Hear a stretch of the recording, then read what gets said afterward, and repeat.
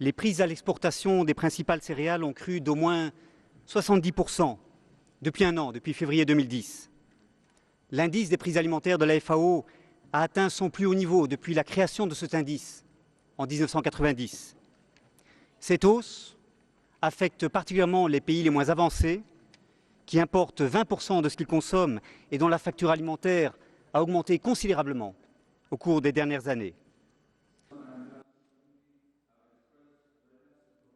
Les bénéfices de l'agroécologie pour l'agriculteur individuel se retrouvent au niveau du pays dans son ensemble. Les pays qui encouragent ces pratiques ne devront plus importer autant d'intrants externes à des prix très élevés et qui le resteront à l'avenir puisque ces prix sont liés à celui des énergies fossiles.